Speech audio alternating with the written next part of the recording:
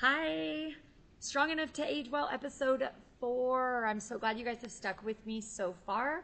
I only have a few episodes left in this series, and I'm going to kind of move on into a different direction. But today I want to talk about working with your body and not against it, learning how to listen to it, and training through perimenopause and menopause. I know I'm a little on the younger side, but perimenopause, it's a long process. We're going to dig more into that later. So I've been doing a lot of research. I'm really good at doing hard things. I don't struggle with the motivation to do, but I struggle with the restraint to stop or to hold back.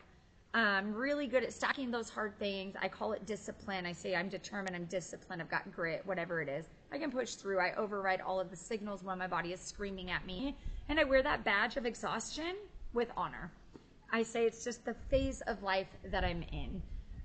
But listen, that's not exactly how it should be.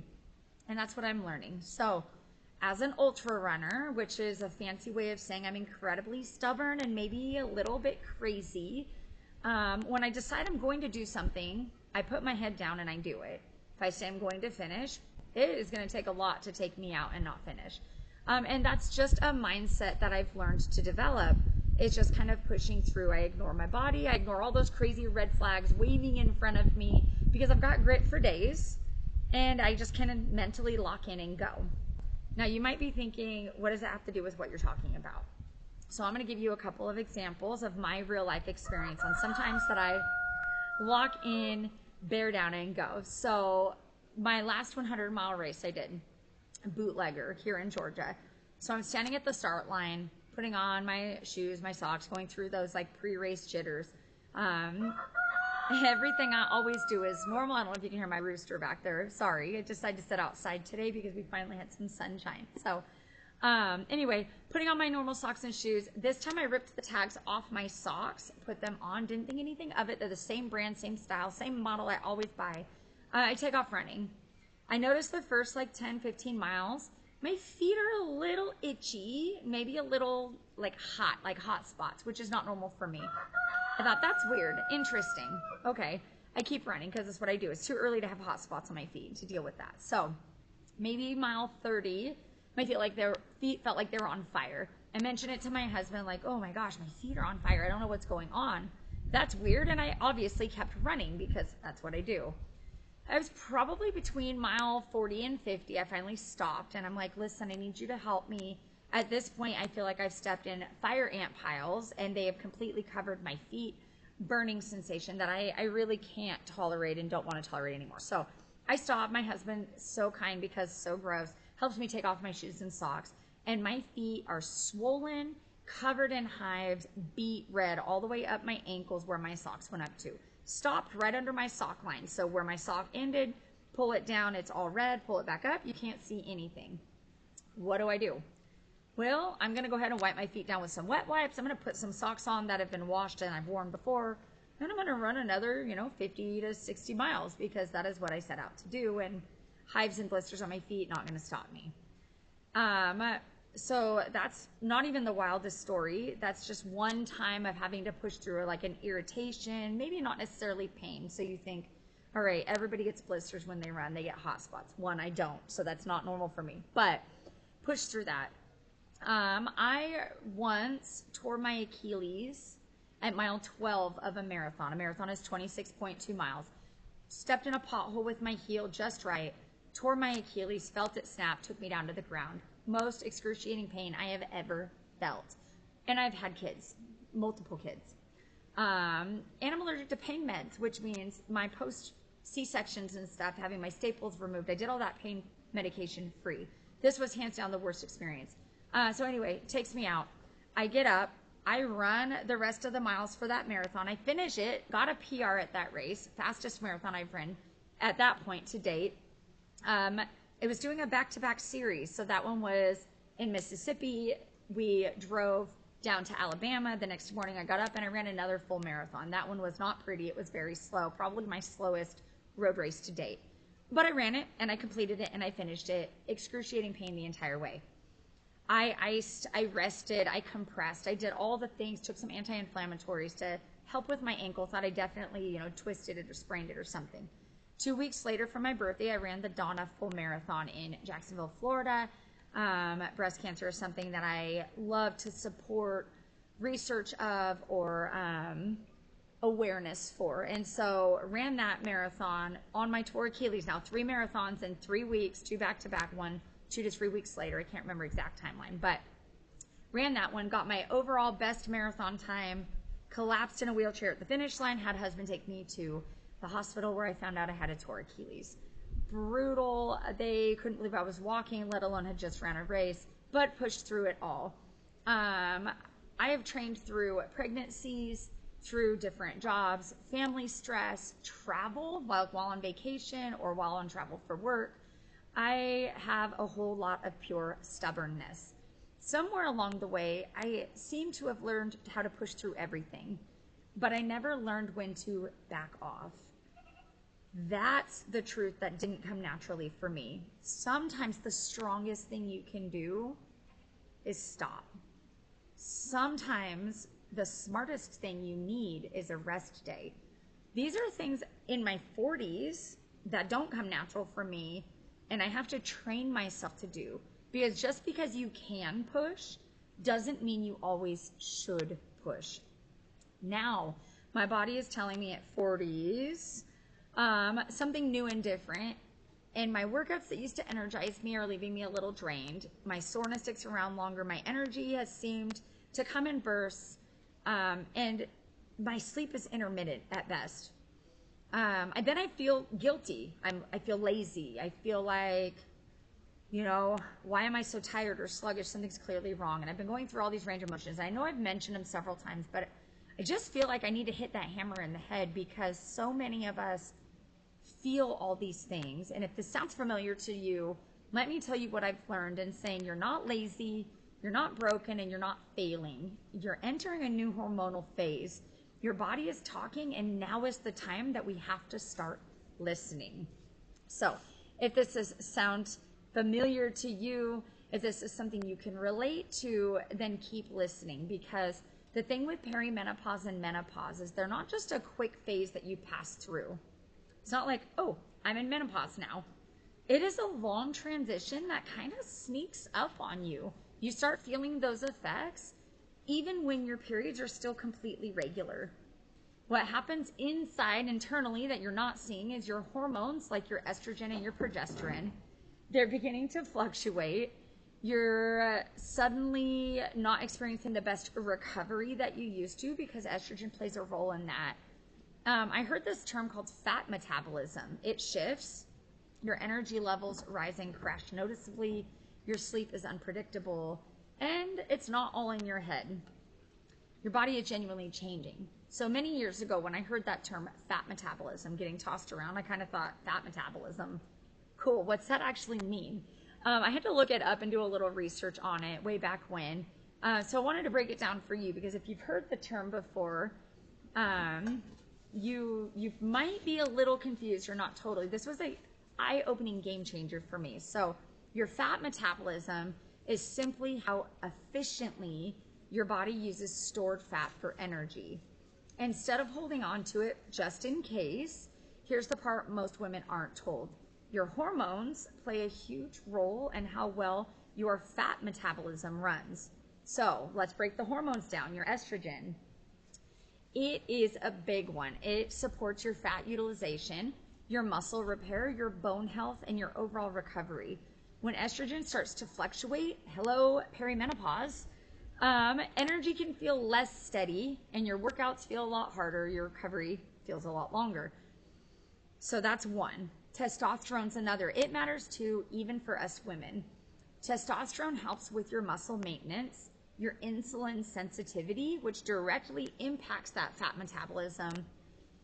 And when you have less muscle, it equals fewer places for glucose to go. I'm going to get a little sciencey with that, because your muscles is what stores your glucose. So less muscle equals less places for glucose storage. Then your body becomes more likely to store energy as fat instead of burning it like what we want. The other two hormones I want to touch on is progesterone, which regulates your sleep and your mood. So when it's consistent, your stress levels feel better, your recovery is not as disrupted. But when progesterone is inconsistent, your stress feels a lot sharper or more intense. You're more irritable. Your recovery is disrupted because your sleep is intermittent. Those high intensity workouts or daily life stress, underfueling, all of those things start tying into that progesterone and how your body's responding to it dropping. The last thing is cortisol, which I know we've all heard of it. Cortisol isn't necessarily bad. It is your survival hormone, though, and when it stays elevated, your body gets the message that it's not safe to burn fat. It's going to hold it instead. It conserves energy, and to do that, it holds onto the fat, and it's going to break down that muscle you've been working so hard for. So this is the crazy perspective to me, that we start burning our muscle and holding fat when our cortisol is too high, especially in that mid-session. So workouts that worked in your 30s don't necessarily feel good anymore. Doesn't mean that you're failing, doesn't mean you're lazy. It just means your body's changing. And like I mentioned, the answer is not quitting. It's not doing less forever. It's adjusting. It is working with your body, and your body in your 40s and 50s and 60s is going to start responding beautifully when we integrate that strength training in. We just need consistency, proper fuel, recovery, and a sense of safety more than ever. So train smarter, recover harder, and stop blaming yourself for biology. This is exactly why this conversation is going to naturally shift to strength training. Even in perimenopause and menopause, strength training isn't optional, it's foundational. Not because we need to work harder, but because our bodies need more support as hormones change.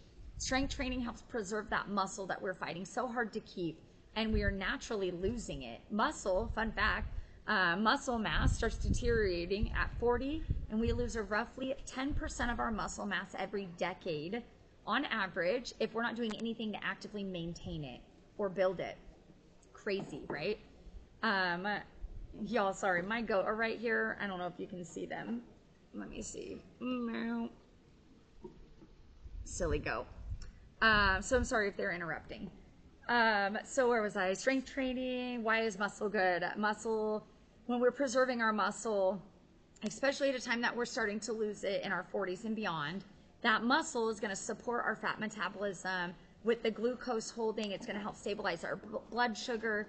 It protects your joints and connective tissue, which doesn't take all the stress that way. Because what happens if our muscle is deteriorating, that connective tissue in our joints starts taking more of the stress, and that's where we end up with those knee issues, hip issues, ankle issues, elbow, shoulder, etc. So super important with that.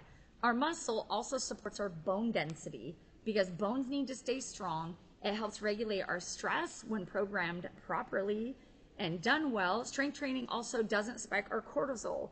It actually helps calm the system, your nervous system, and rebuild the resilience that you need. So the part that doesn't get talked about enough is the season where your body feels the most unpredictable. Now, strength becomes something that you can count on. Your body can count on. Your nervous system starts to count on it. I always remind my clients and myself, honestly, that strength training isn't necessarily about punishing your body. It's about creating a body that feels capable, resilient, and safe to live in. It is making your nervous system balance out so it can feel safe, so those cortisol spikes can shrink, and we can be overall healthier and well-rounded, happy. So it's time to adjust your expectations. Emotionally, the season can be a little tricky. You remember the body you used to have? I think episode 2, maybe, I talked about grieving our former body or the things we once did.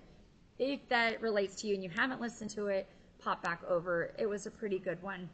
I think it was a super important one to hear, but we don't have the body we once had. We recovered quickly then. We pushed harder every day, and it was okay just to push through. Now we need a little more time to warm up. We need more space between our tough workout sessions. We need fewer all-in power through days, and we need more compassion for ourselves. This isn't a loss, it's wisdom gained. Our bodies are changing, and we are gaining the wisdom to change with them, and this is a good thing. So this is me reminding you, we're not lowering our standards, we're changing our strategies, because strategy will always beat struggle. when our energy fluctuates and we train through those, our training has to stay a little more flexible. So some days I might go to the gym and I feel strong and capable, ready to push through. And other days it feels like gravity got turned up overnight. Everything is heavy and everything takes more effort. So instead of fighting that, I adjust my training for the day and I work with it.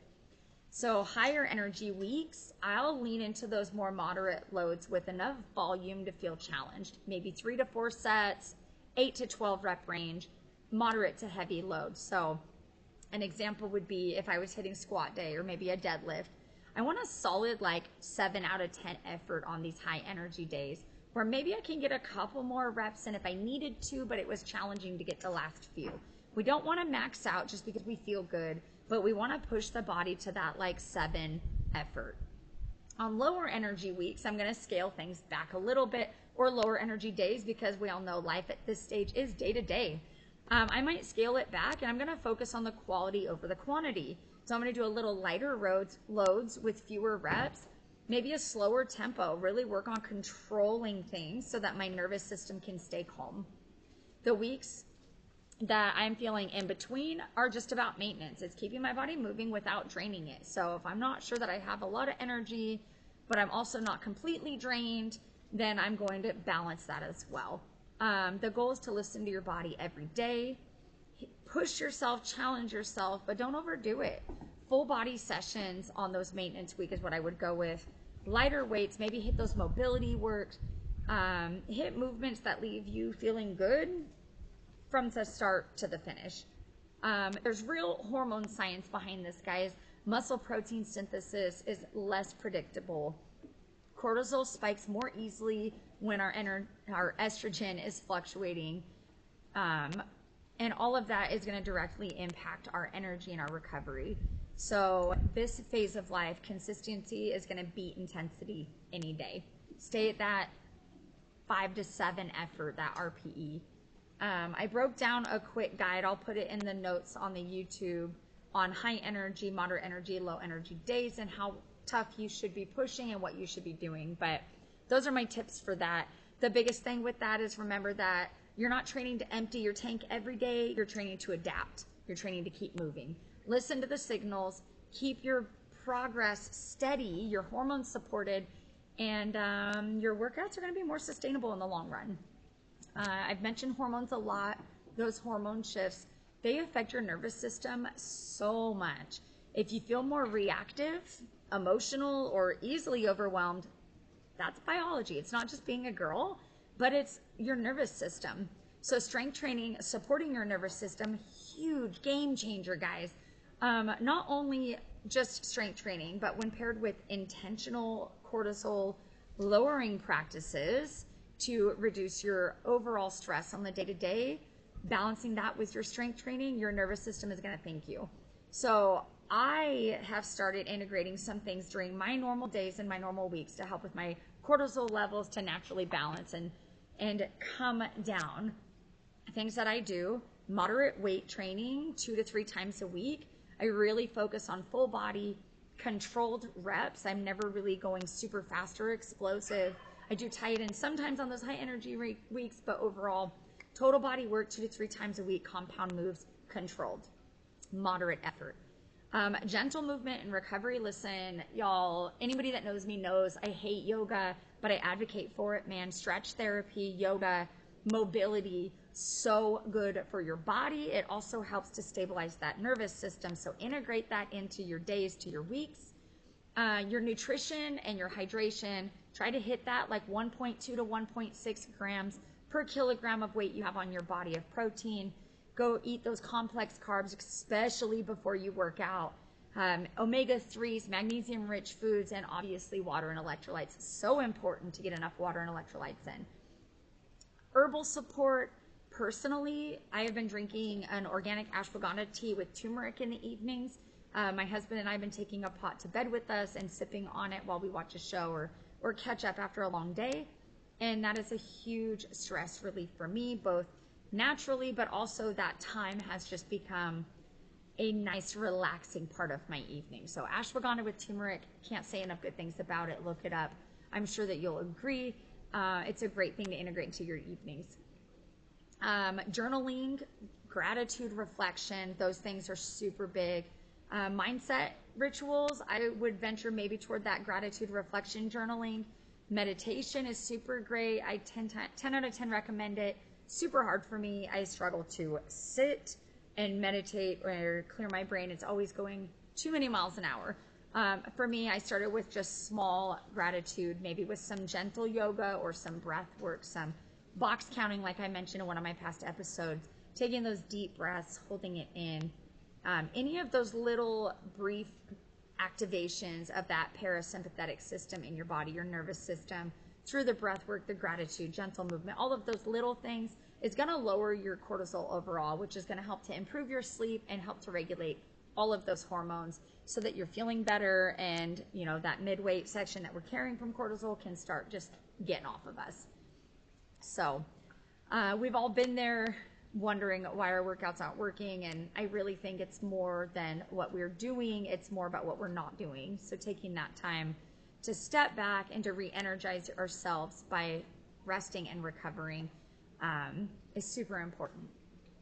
All of that today to say, start listening to your body, adjust your workouts, honor your rest, hear how your body's communicating to you, know that it's not failing you.